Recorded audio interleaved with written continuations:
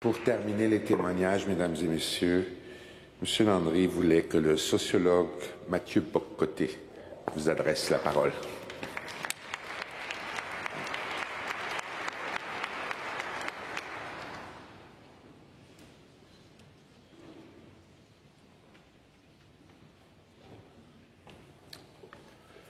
Cher Chantal, membres de la famille, messieurs, mesdames les dignitaires, monsieur le Premier ministre, laissez-moi d'abord vous confier un souvenir personnel à propos de M. Landry.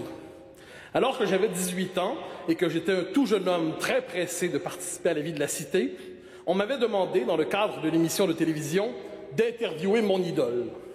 Mon idole, c'était Bernard Landry. Il était vice-premier ministre du Québec et pourtant, il a trouvé le temps de m'offrir une heure pour ce bel exercice. Je n'en revenais pas et je crois que je n'en reviens toujours pas. M. Landry était un grand pédagogue et aimait la jeunesse, même lorsqu'elle se prenait pour Bernard Pivot. Au fil du temps, nous nous sommes souvent recroisés et j'ai même eu le bonheur de travailler à son cabinet. Au fil du temps, nous sommes devenus amis et de cette amitié, je tirais une grande fierté. Nous sommes des milliers à pouvoir rappeler un souvenir du même genre à propos de cet homme qui aimait son pays, qui aimait son peuple, qui aimait sa patrie. On le sait, la grande cause qui a traversé l'existence de Bernard Landry, c'est l'indépendance du Québec.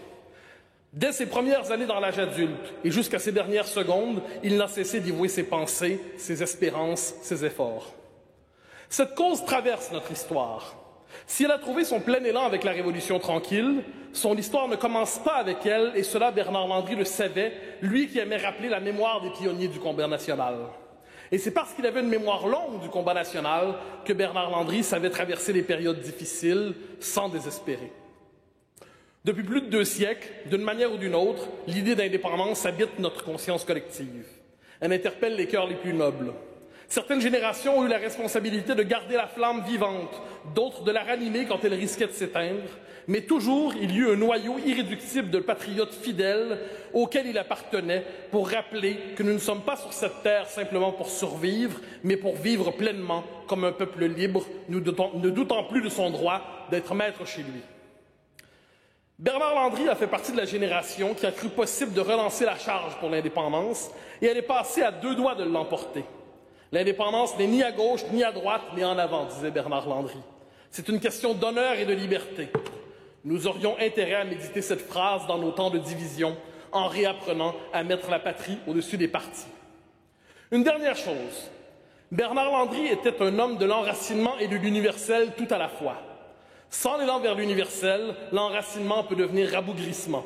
Mais sans enracinement, l'élan vers l'universel mutile l'homme et le condamne à une existence décharnée, sans demeure, sans chez-soi. Bernard Landry aimait charnellement son Québec. Quelques semaines avant sa mort, 3 semaines en fait, dans ce qui était manifestement une tournée des adieux, j'ai eu le bonheur de partager un dernier repas avec lui à sa maison de Verchères. Il était physiquement affaibli, évidemment, et il savait bien que les temps sont durs pour les militants de l'indépendance. Mais il était fondamentalement optimiste quant à l'avenir. Au fond de lui-même, il ne doutait pas de notre victoire. Comme l'écrivait Gaston Miron, ça ne pourra pas toujours ne pas arriver. Aujourd'hui, nous sommes des centaines de milliers en deuil d'un homme qui fut à la fois notre chef et notre compagnon. Nous pleurons sa mémoire et pourtant demain, c'est avec le sourire aux lèvres et son souvenir à l'esprit que nous reprendrons le combat pour le pays dont Bernard Landry fut un des plus beaux soldats. Au moment de nous quitter, il y a 3 semaines, je me suis permis de citer à M. Landry cette phrase essentielle de Clémenceau. Dans la guerre comme dans la paix, le dernier mot revient à ceux qui n'abandonnent jamais. Monsieur Landry, nous n'abandonnerons pas. Monsieur Landry, nous n'abandonnerons jamais. Merci.